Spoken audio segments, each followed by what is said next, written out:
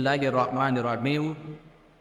Assalamualaikum warahmatullahi wabarakatuh.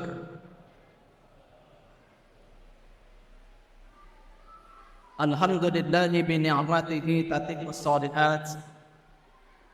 Wassalatu wassalamu ala asyrafil anbiya'i wal mursalin wa ala alihi wa ashabihi ajma'in. Asyhadu an la ilaha illallah wahdahu la syarika lah, syahadatan tunajji qailaha minan nar, wa asyhadu anna Muhammadan abduhu wa rasuluh al-mab'uutsu rahmatan lil alamin. Puji dan syukur kita persembahkan kepada Allah Subhanahu wa taala yang telah memberi kita berbagai macam nikmat. Di antaranya nikmat sehat, nikmat sempat, dan nikmat semangat. Hingga malam ini kita bisa menunaikan qiyam Ramadan malam yang kedua. Salawat dan salam kita kirimkan kepada junjungan Allah Nabi besar Muhammad sallallahu alaihi wasallam, teladan dan idola bagi kita dalam hidup ini. Ma'asyiral muslimin rahimakumullah.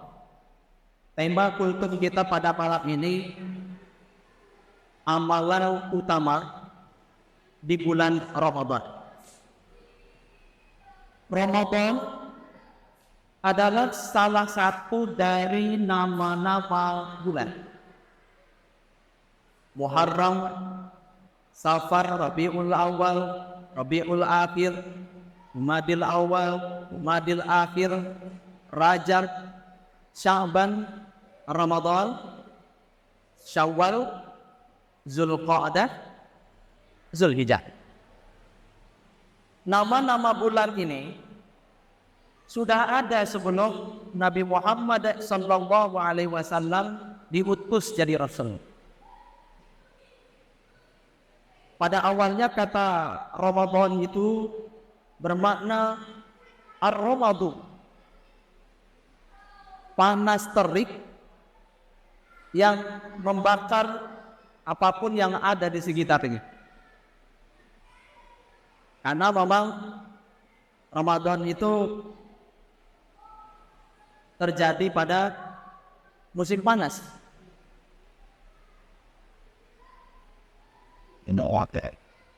Jadi Ramadan pada awalnya biasa-biasa saja. Lalu apa yang menjadikan Ramadan menjadi mulia, menjadi istimewa, menjadi spesial? Sehingga Ramadan dijuluki sebagai Syahrul Mubarak, bulan barokah, Sayyidus Syuhur, penghulu bulan-bulan. Disebutkan oleh Allah Subhanahu wa taala di dalam surah Al-Baqarah ayat 185. A'udzubillahi minasyaitonir rajim. Bismillahirrahmanirrahim. Syahrul Ramadan allazi unzila fihi al-Qur'anu hudan lin-nasi wa bayyinatin minal huda wal furqan. Faman syahida minkum asy-syahra falyasum. Bulan Ramadan adalah bulan diturunkannya Al-Quran yang menjadi petunjuk bagi semua manusia dan menjadi penjelas bagi petunjuk-petunjuk itu, sekaligus sebagai pembeda antara yang hak dan yang batil. Maka siapa saja yang berada di bulan itu, maka hendaklah dia puasa. Di antara yang menyebabkan Ramadan menjadi istimewa adalah Allah memilih bulan itu menjadi waktu diturunkannya Al-Quran dan waktu diwajibkannya puasa. Jadi Al-Quranlah dan puasalah yang menjadikan Ramadan itu menjadi mulia, menjadi istimewa. Makanya hadirin yang dimuliakan Allah Subhanahu wa taala, ibadah utama di bulan Ramadan berdasarkan surah Al-Baqarah ayat 185 ini puasa dan berinteraksi dengan Quran.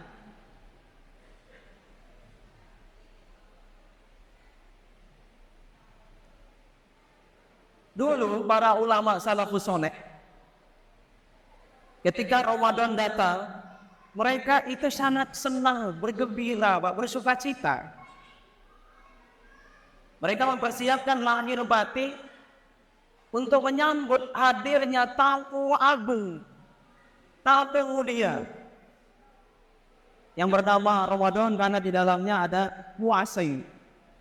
Makanya yang terbayang di pikiran mereka bukan hanya sekedar puasa dan sholat malamnya, bukan hanya siyam dan qiyamnya, tetapi yang kebayang sama mereka itu adalah ampunan yang Allah sediakan di bulan Ramadan ini. Karena Nabi menyampaikan, man shoma ramadhana imanan wa ihtisaban ghufira lahu ma taqaddama min dzanbi. Siapa saja yang melakukan siam, puasa di siang hari bulan Ramadan dengan iman dan ihtisaban, dengan keyakinan, dengan senang hati, Pak, dengan ikhlas dan penuh kehati-hatian, hanya mengharap pahala dari Allah, maka diampuni dosa-dosanya yang telah lalu. Di riwayat lain, man qama ramadhana imanan wa ihtisaban ghufira lahu ma taqaddama min dzanbi. Siapa yang melakukan qiyamul Ramadan dengan iman dan ihtisaban, diampuni dosa-dosanya yang telah lalu. Maka siang kita bersemangat melakukan siam, ya Pak. Malam kita bersemangat melakukan qiyam. Siangnya kita siam, malamnya kita qiyam. Qiyam itu diantara bentuknya salat tarawih, qiyamul Ramadan, baca Quran, zikir, sedekah, dan segala macam amal soleh yang dilakukan pada malam hari disebut dengan qiyamul Ramadan. Nah, yang menarik di sini adanya muliakan Allah Subhanahu wa taala. Syarat kita puasa itu imanan wa ihtisaban, baru dapat ampunan. Harus dengan tekad yang kuat, bukan nekat.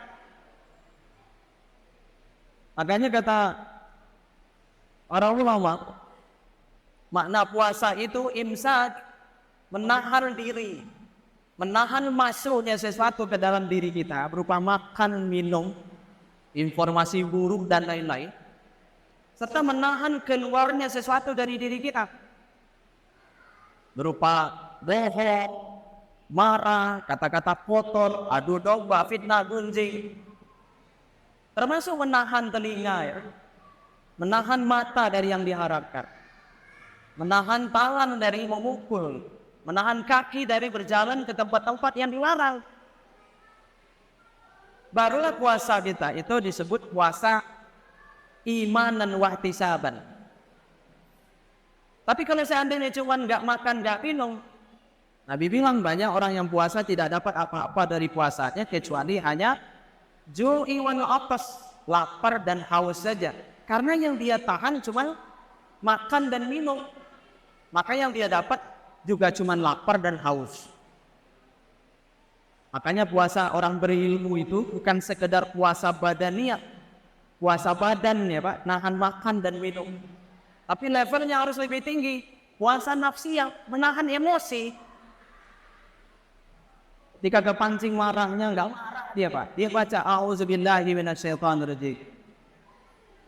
Ketika tergoda melihat yang diharamkan, dia lawan, Pak. Akhirnya dia enggak melihat, nggak diikuti dengan pandangan-pandangan berikutnya. Ketika tergoda untuk ngomongin aib orang, dia nggak lanjutkan. Kenapa?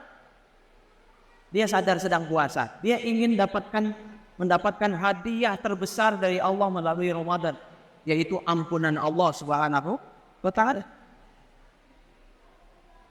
Kemudian berikutnya ya pahala yang besar. Setiap amalan anak Adam itu dilipat gandakan menjadi 10, bahkan sampai 700 kali lipat. Illa shaum, kata Allah, kecuali puasa. Fa innahu li wa ana ajzi bi. Sesungguhnya puasa itu untukku dan akulah yang akan memberi balasan kepadanya. Jadi saking besarnya pahala puasa itu, Pak, tidak disebutkan lagi angkanya. Allah sendiri yang akan memberikan balasan. Kenapa begitu, Pak? Karena ketika bulan Ramadan, kita tidak mau melanggar aturan Allah Subhanahu wa taala, terutama soal makan dan minum. Makanya ketika siang hari kita lapar dan haus, kita nggak mau tuh makan dan minum. Walaupun makanan kita di rumah kita nggak ada yang lihat, tapi kita nggak mau. Kenapa begitu? Kita sadar sedang puasa. Kemudian berikutnya, Pak,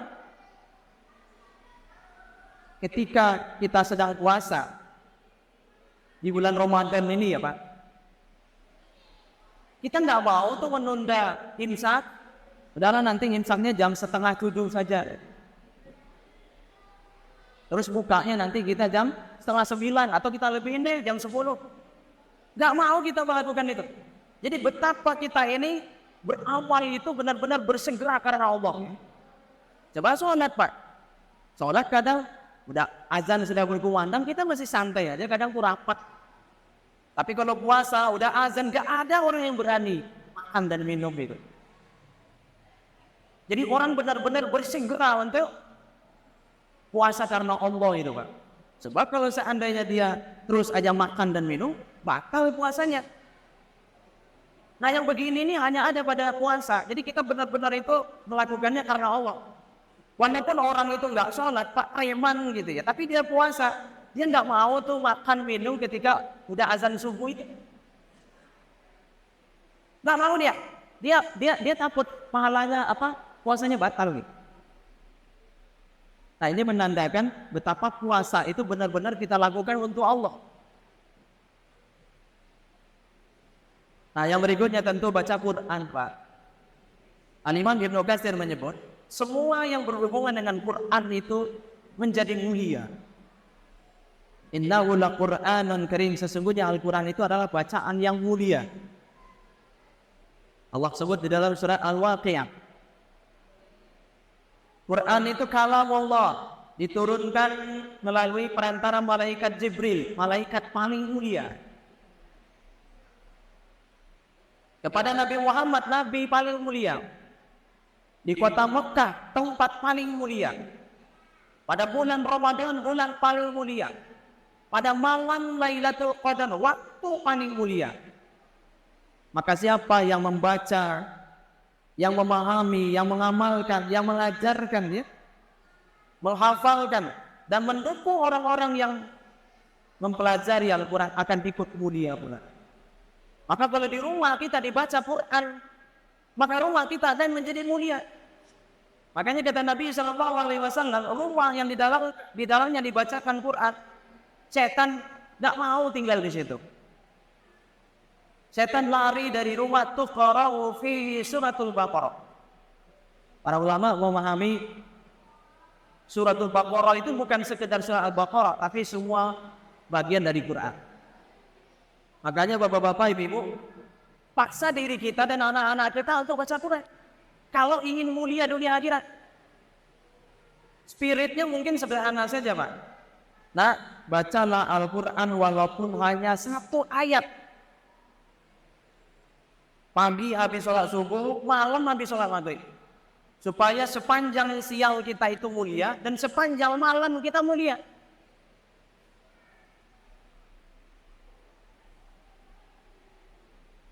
Kenapa kok cuma satu ayat? Karena bagi orang yang belum terbiasa, Bapak Ibu, baca Quran itu berat. Dan setan tidak mau kita ini istiqomah baca Quran.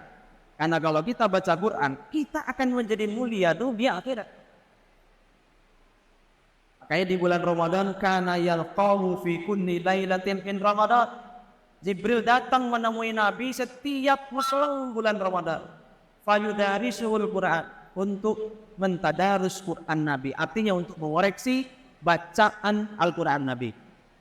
Makanya di Ramadan ini kalau bisa kita target minimal khatam 1 kali, Pak. Oh insya Allah mudah, kata sebagian bapak-bapak, ibu-ibu. Tingkatkan Pak, minimal di Ramadan ini kita juga khatam terjemah 1 kali Pak. Makanya kalau bisa kita bikin rekor pribadi, mumpung masih di awal Ramadan, doa sama Allah agar dikasih sehat dan dikasih semangat, nggak gampang ngantuk, supaya kita bisa khatam teks dan khatam terjemah Pak. Ingatkan anak-anak kita di rumah, bapak-bapak, cucu-cucunya mungkin, supaya kita bisa mulia bersama Al-Quran. Al-Imam Syafi'i dalam riwayat disebut Ramadan itu bisa khatam 60 kali. Betapa hebatnya mereka. Saya sudah berapa kali Ramadan hadir Qiyamu Ramadan di Masjid An-Nahl BSD di 10 hari terakhir Ramadan. Itu semalam 10 sampai 15 juz. Jadi imamnya mimpin sholat tarawih itu 10 sampai 15 juz. Selesainya itu mau sahur. Dan bapak-bapak yang ikut itu saya tanya sama panitia Pak. Itu orang kaya-kaya semua tuh Pak Hartono, yang kayak tonggak berdiri di saf pertama ini, kata panitia. Terus saya nanya, kenapa kok bapak-bapak itu begitu bersemangat? Mereka udah terlatih Pak. Saya goyang-goyang saya Pak Ibu. Bayangin tuh 15 juz. Akhirnya saya berpikir gimana mereka tidak pulinga, tidak dapat Lailatul Qadar. Sampai menjelang sahur baru selesai. Luar biasa semangatnya Pak. Masa kita 1 kali nggak bisa khatam gitu? Orang 2 hari bisa khatam coba Pak. Itu di dalam sholat ya. Masa kita sebulan nggak bisa khatam? Makanya kita minta tolong sama Allah Pak. La haula wala quwwata illa billah. Aku ini lemah wa ya Allah. Tidak ada daya dan kekuatan kecuali hanya dari Engkau ya Allah. Bantu aku untuk mengkhatamkan kalam-Mu yang mulia, agar aku juga mulia dunia akhirat. Nah kemudian yang ketiga, sedekah ya Pak. Khairu shadaqati shadaqatun fi Ramadan. Sedekah terbaik adalah sedekah pada bulan Ramadan. Man fattara shahiman kana lahu mislu ajrihi. Siapa yang memberi makanan kepada orang yang berbuka puasa, maka dia mendapatkan pahala seperti yang didapat oleh orang itu ya, tanpa mengulangi pahala mereka sedikit. Muncul pertanyaan, seberapa banyak kita berbagi baru dapat pahala seperti yang didapatkan orang itu ya? Di dalam hadis lain disebutkan oleh Nabi, ittaqun nar walau bisyikki tamratin, walaupun hanya setengah kurma Pak. Jadi berbaginya walaupun hanya separuh kurma ya. Berarti apa yang ingin dilihat oleh Allah pada diri kita Pak? Allazina yunfiquna fis sarra'i wat dharra. Allah kepengen kita ini jadi orang yang bertakwa. Ciri utama orang bertakwa disebutkan di dalam surah Ali Imran, orang yang senang memberi. Nah bukan hanya memberi harta, tapi memberi maaf coba Pak. Wal afina 'anil nas. Memberi maaf. Makanya di zaman Rasulullah ada seorang sahabat yang dijamin masuk surga karena tiap malam memaafkan kesalahan orang. Inna fil jannati samaniyatu abwab. Surga itu punya 8 pintu.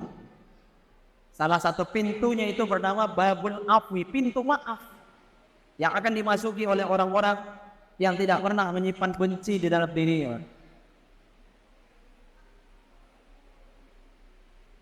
Wa ma zadallahu bi'afwin illa izzat. Allah akan menambah kemuliaan orang yang senang memaafkan. Jadi semakin hari semakin mulia, semakin mulia, semakin mulia kalau kita senang memaafkan.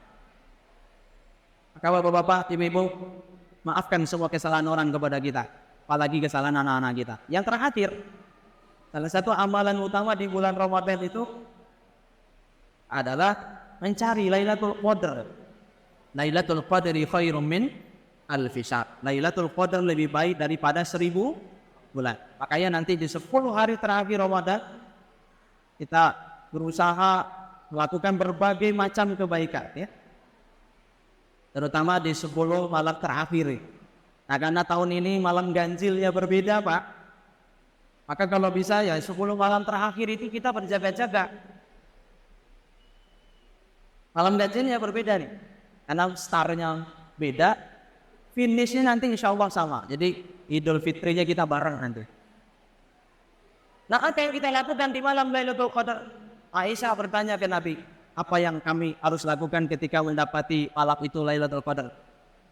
Bacalah, Allahumma innaka afuwun tuhibbul afwa fa'fu anni. Dalam riwayat lain, Allahumma innaka afuwun karim tuhibbul afwa fa'fu anni. Wahai Allah, sesungguhnya Engkau adalah zat yang maha pemaaf, lagi maha mulia. Engkau senang memaafkan.